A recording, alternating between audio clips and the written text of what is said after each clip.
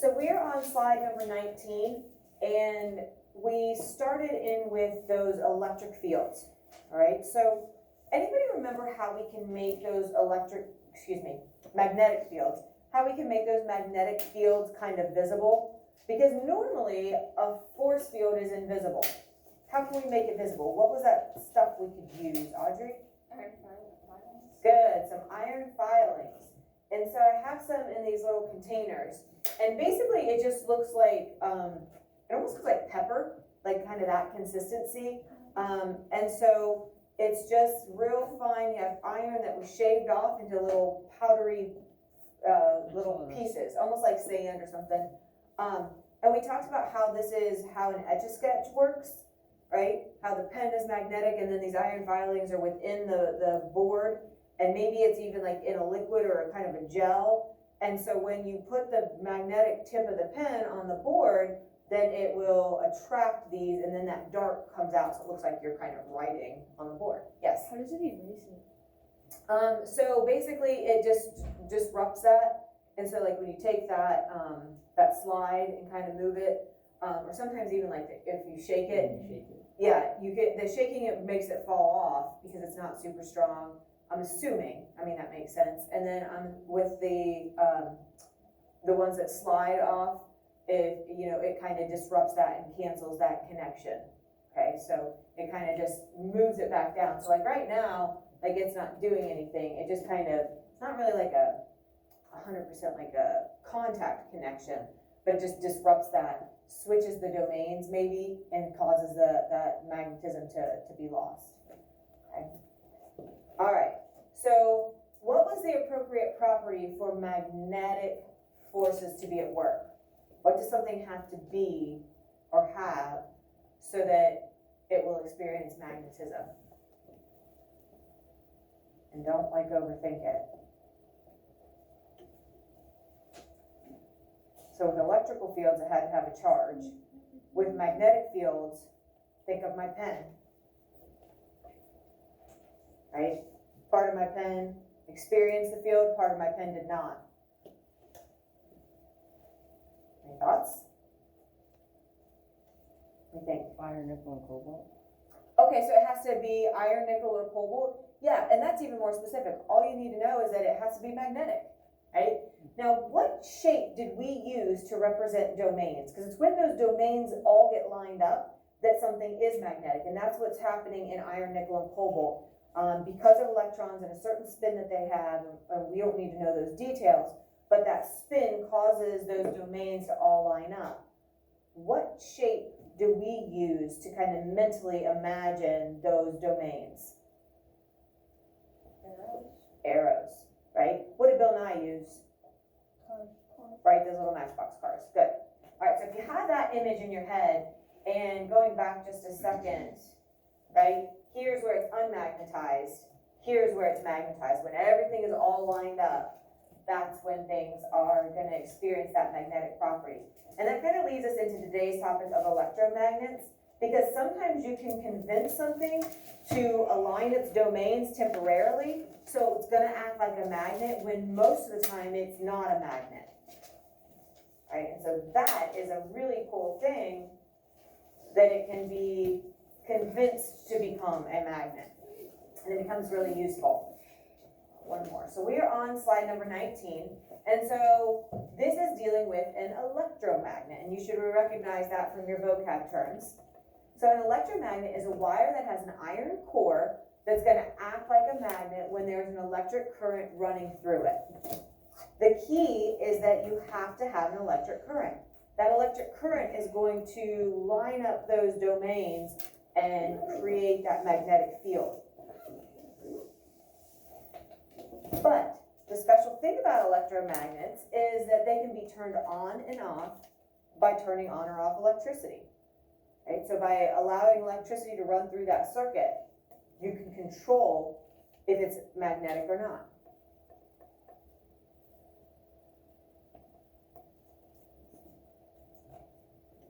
So some real world examples. They have like the big tractors, like with the giant arms, kind of, you can see that beam or that arm sticking out, and they use these in junkyards. So if you think about having this huge pile of junk, right? There might be wood, there might be rubber, plastic, metal, all kinds of different things in this big pile. If you have this big pile and you have this giant arm that is reaching out and you have a big big magnet at the end of it.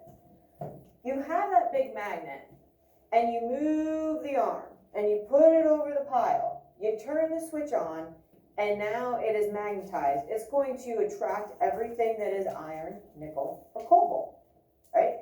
Then you can move the arm, turn the switch off, and now you have a pile of just iron, nickel, and cobalt products, okay, or materials. That is very helpful, right? Because think about it. Instead of having to like hand pick through a pile of junk, you can use this to kind of help that process. So you're left with a pile of non-magnetic things. You have a pile of magnetic things. The other thing that's nice about being able to turn it on and off is if you pick this up and you can't turn it off, you'd have to go up there and either scrape all that stuff off or like you're trying to pull it down, and that could be really dangerous. So being able to turn it on and off makes it pretty convenient. Okay, so we have a brain pump for electromagnets. Get it started here. And again, if you are at home with us, if you are able to go into your classwork in Google Classroom and go down to unit materials, then you can access the PowerPoint notes for non-contact forces, and all of these links are in there.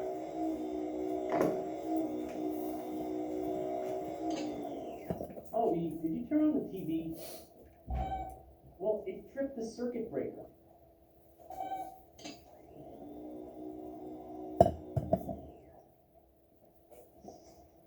Dear Tim and Malik, what is an electromagnet? From DAR. First, let's review a little bit about regular magnets. Here's one. A simple bar magnet has a north pole and south pole. Extending out from these poles is an invisible area of force called a magnetic field. If you put a north pole near a south pole, the two ends will attract each other. But put a north pole to another north pole, or south to south, and you feel resistance. Any metal that contains iron, like steel, will be attracted to a magnet. Magnets occur naturally, and people have known about them for thousands of years. But in the 19th century, scientists discovered that you could create a magnetic field by running an electric current through a wire. Electric current produces a circular magnetic field around the wire, making it an electromagnet. Just like with a regular magnet, the farther you move from the wire, the weaker the magnetic field. Well, increasing the amount of current flowing through the wire strengthens the magnetic field. Reversing the direction of the current changes the polarity of the field. When you turn off the current, the field disappears completely. Now, a single length of wire doesn't create a very strong magnetic field, but there are some simple ways to strengthen the field, like coiling the wire to create what's called a solenoid. Wrapping the solenoid around an iron core makes an even stronger field. So, electromagnets are different from regular magnets in a few major ways. They can be turned on and off, their polarity can be reversed, and their strength can be controlled. That makes them useful in lots of different technologies. For one thing, they can convert electricity into motion. Electric motors create rotational motion by taking advantage of an electromagnet's reversible polarity. Electric motors are used in everything from power windows to washing machines to your computer's hard drive. Some devices, like electric locks, rely on an electromagnet's ability to be turned on and off. And because the strength of an electromagnet varies with the strength of the current, it makes an ideal circuit breaker. These devices protect your home from power surges. Obi, did you turn on the TV again?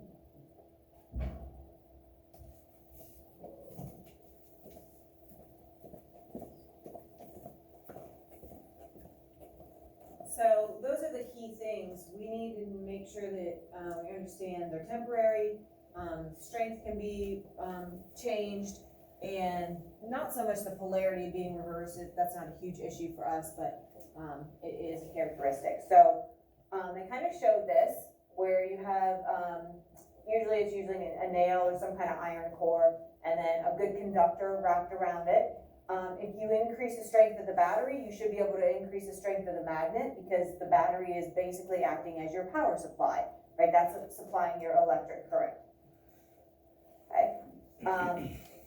So when you wrap the coil around the iron nail, the more turns you make, the more you're increasing that circuit, and then as the circuit increases, so does your magnetic field. Okay. So as you increase that current, you're increasing electron flow, and you increase the magnetic field as well. So they gave a bunch of examples, but sound coming out of speakers, doorbells, those are all kind of some common things that we use on a daily basis, right? A lot of us. Maybe not the doorbell on a daily basis. Speakers probably. We already watched that. It's just posted there. Sorry. Did I go too fast? Did you get there? Yeah, I didn't get last one. Yeah. What you guys all just were sitting there looking at me. Well, I didn't. Okay. Okay, cool, we got it. There's some over there by the assignment tray and that cup. What pencil? Okay. Get your right pen. Come on. Zoning out over here.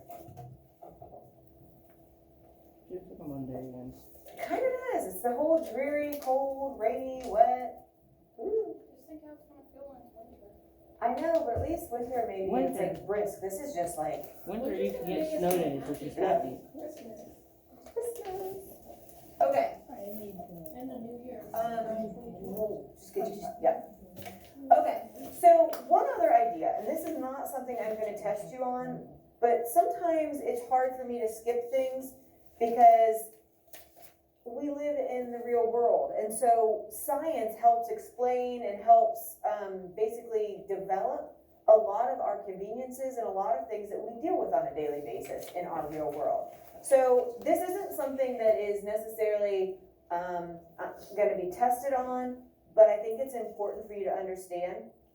And so it has to do with electric motors. All right, so generators are going to convert mechanical energy into electrical energy. If anybody has, some people have like generators that they have hooked up to their house in case the power goes out. If you go camping, I know like in our horse trailer, we have a generator that we use so we don't have to always plug into electric if we go to a show. Oh, we went camping. It was sometime in a June or something, and this place didn't have any electric. They had water but no electric. Right. And we had to bring a generator, and no one else really brought a generator. So So, you were in luck. mhm. Yeah, definitely. So generators are going to take mechanical energy and convert it into electrical. Mechanical, they're going to show that a little bit more in this video, so I'll kind of let them explain. But we use electrical energy that gets generated in our power plants.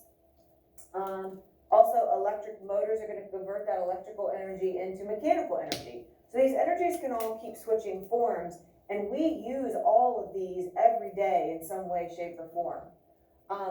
Motors and blenders, washing machines, electronics, all of those things involve electrical energy, and that electrical energy has to get produced usually in power plants and huge generators. Some of it's more natural when you're talking about like clean energy, like wind turbines, solar energy. But all of those energies are converting into electrical to basically power everything we use. So motors and generators both have magnets or electromagnets that they depend on to work. So that's kind of why we're talking about it right here in this section. And so there's coils of wire that create their own magnetic fields, and then the electric currents are able to flow through that. So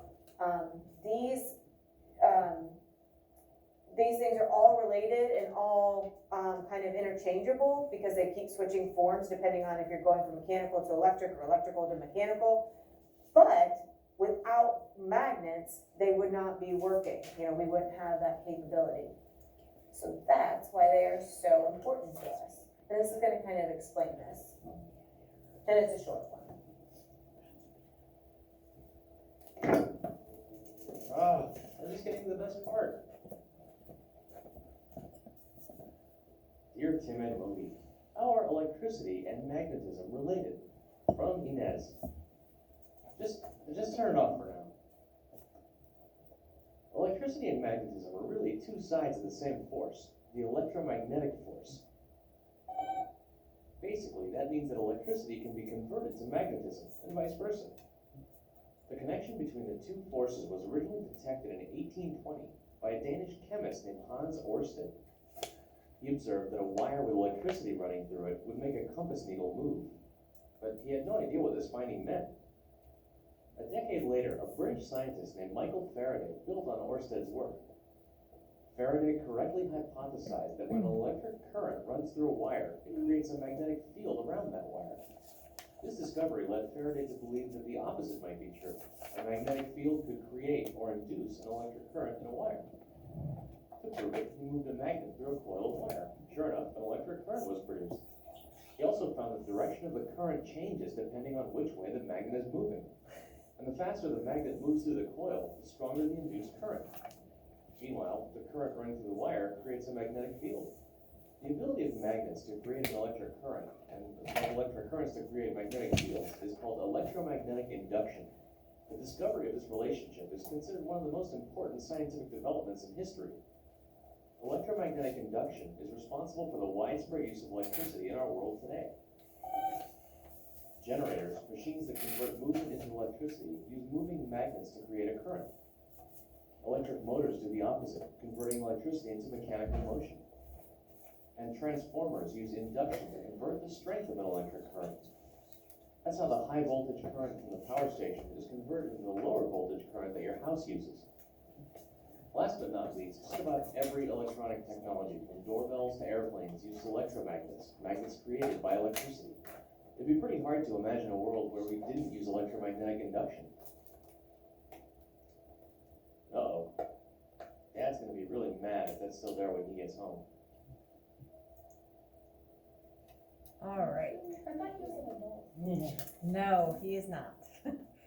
When were He those was an adult videos in made? his father's basement, or- That I don't know. All right, we are gonna stop there with the notes.